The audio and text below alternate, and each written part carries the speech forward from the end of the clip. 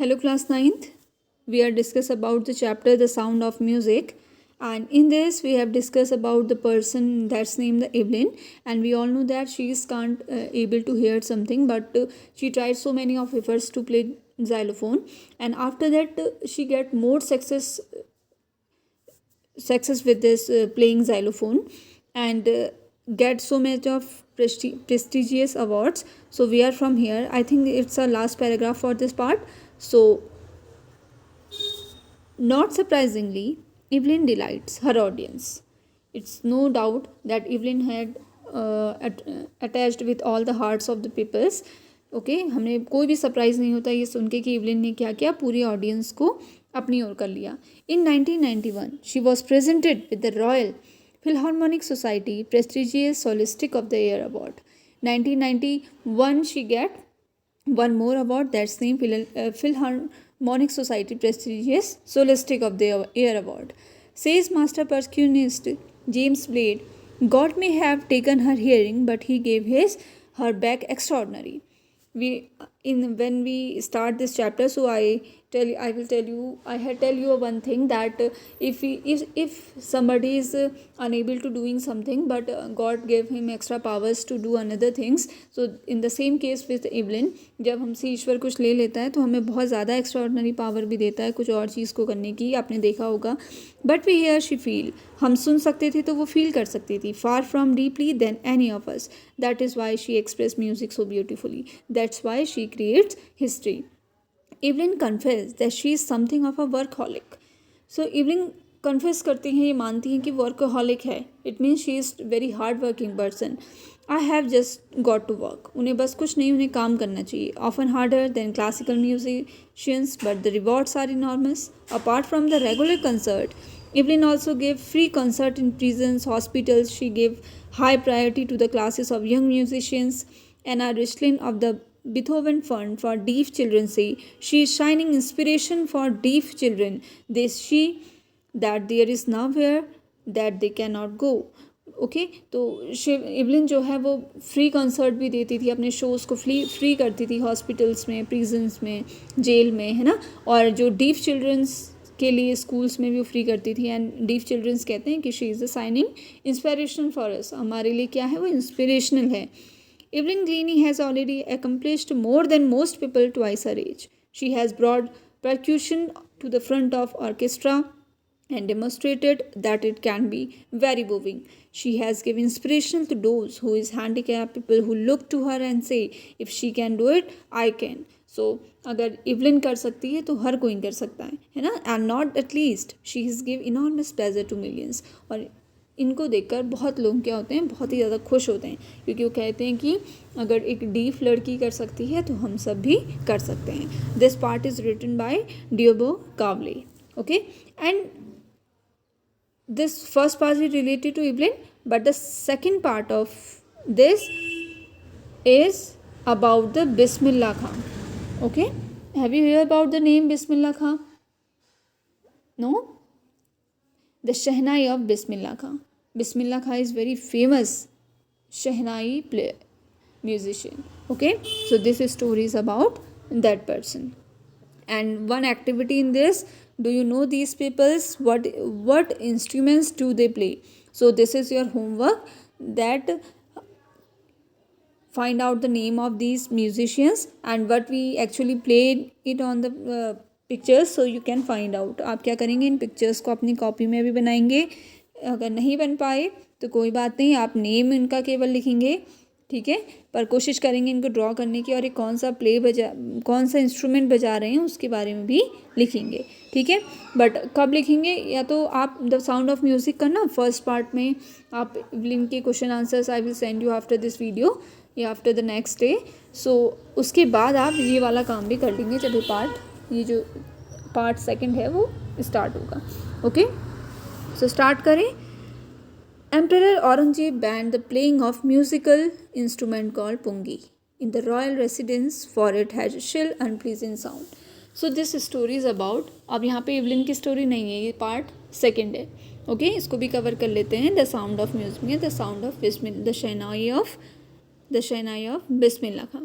तो emperor Aurangzeb ban the playing of a musical instrument called pungi in the royal residence, for it has a shrill unpleasant sound. Have you familiar with this name, Aurangzeb? So Aurangzeb banned this pungi. Pungi is an instrument. You can also see in this picture pungi like this. Okay, तो ये इसको बजाना क्या कर दिया, अपने royal court में बंद कर दिया, बैन कर दिया. Why? Because it has a very unpleasant sound. इसकी जो साउंड थी वो बिल्कुल भी अच्छी नहीं थी. Pungi become the generic name for reeded noise makers. Noise makers के लिए फेमस थी वो. She few had thought it would one day be reeded. किसने सोचा था कि एक दिन वो क्या हो जाएगी, दोबारा से हमारे बीच में आ जाएगी. A barber of a family professional musician who had access to the royal palace decided to improve the tonal quality of the pungi. So एक बार्बरिक फैमिली है, उन्होंने डिसाइड किया कि हम क्या करेंगे, पुंगी की क्वालिटी को थोड़ा सा इम्प्रूव करेंगे. Okay, a barber of a family of professional musician who had access to the royal place decided to improve the tone and quality of the pungi. He chose a pipe with a natural hollow stem that was longer and broader than the pungi. So he decided that we are qualify this, improve this pungi qualities. So he take a stick with a natural holes. ठीक है, उन्होंने क्या करा, एक stick ली और उसमें natural whole थे पहले से ही, उसको लिया. ओके, फिर देखो क्या किया, and made 7 holes on the body of the pipe. और एक ऐसे पाइप पर उन्होंने क्या किए, 7 होल किए. 1 2 3 4 5 6 7 होल्स किए. And made 7 holes on the body of the pipe. When it played on, choosing and opening some of these holes, soft and melodious sounds were produced. और जब ये बजाते लाइक अ विसल, आपने वो बांसुरी देखी है ना, तो वैसे ही इन्होंने इसको प्ले किया तो एक बहुत अच्छी साउंड प्रोड्यूस हुई. He played the instrument before royalty and everyone was impressed. When he played this instrument, so everyone was very impressed about the sound. The instrument so difficult for the pungi had to become given name. So ये जो instrument नया था वो pungi से different था. As the story goes, since it was first played in the Shah chamber and was played by Nai, the instrument was named Shehnai. So what was the story behind this Shehnai?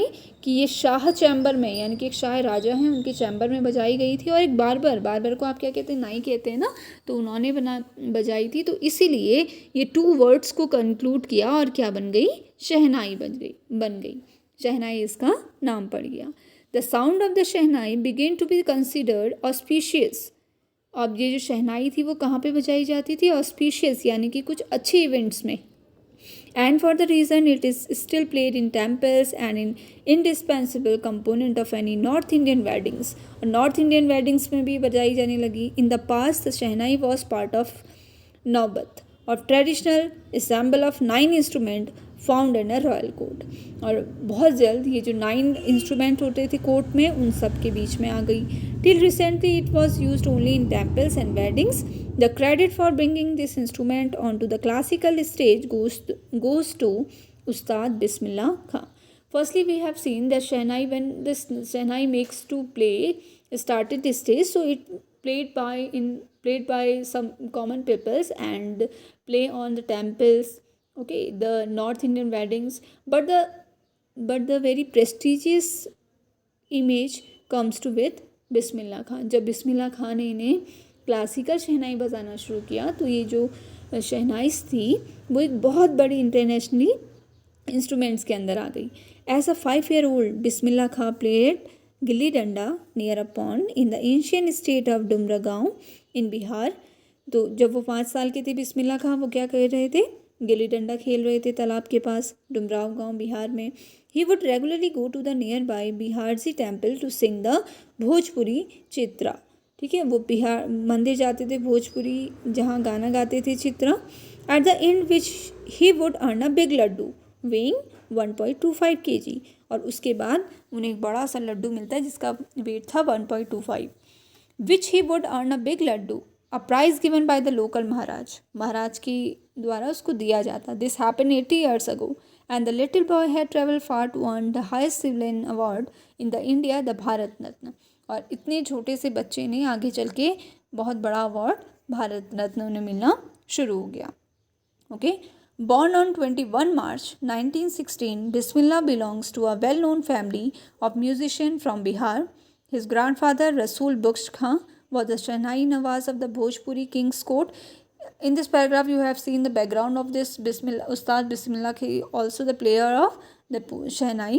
So he is very habitual about this Shahnai and how to play it, how to beautifully play it. His father Paigambar Bakhsh and the other partial ancestors were also great Shahnai players. So we can easily see the other background of Bismillah Khan is also played the Shahnai very effectively, very attentively. So the Shahnai concept is a very familiar concept in this family.